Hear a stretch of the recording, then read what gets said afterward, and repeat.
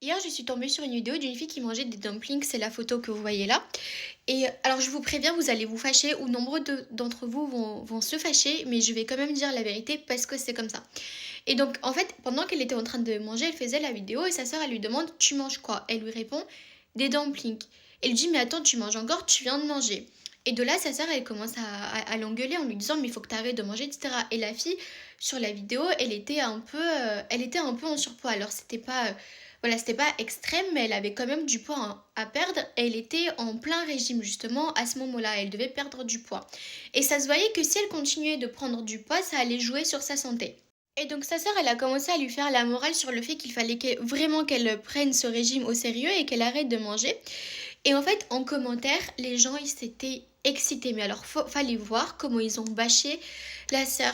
Ouais, parce que la sœur, elle avait dit qu'elle avait mangé une salade et il disait, ouais, mange, elle est aigrie parce qu'elle n'a mangé qu'une salade, parce qu'elle mange pas assez, etc.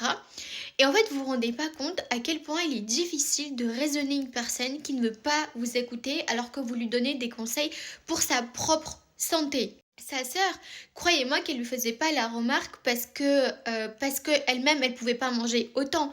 Elle lui faisait la remarque pour sa propre santé et son bien-être. Parce qu'en plus, il faut prendre en considération que si sa sœur, elle tombe bêtement malade comme ça, parce que je suis désolée, quand tu prends trop de poids, bah, il y a plein de trucs que tu commences à ne pas pouvoir faire. Il y a plein, voilà, tu commences à avoir du mal. Et c'est ton entourage qui doit s'occuper de toi.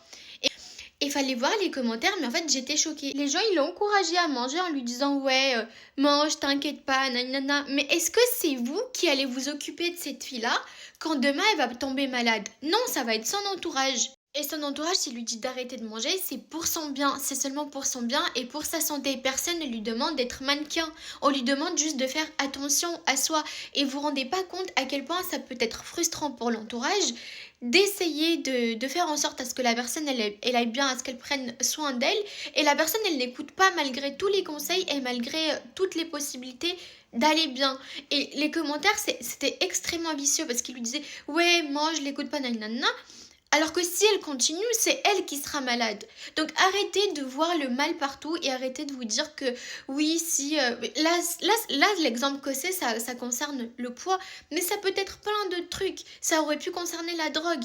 Mais voyez que là, pour le coup, c'était vraiment les commentaires qui étaient extrêmement toxiques et pas la sœur qui lui disait... Certes, la sœur, elle lui disait sur un ton assez condescendant et énervé, mais parce que vous vous rendez pas compte, encore une fois, à quel point ça peut être frustrant d'essayer de convaincre quelqu'un de prendre soin de sa santé et la personne, elle continue de pas écouter.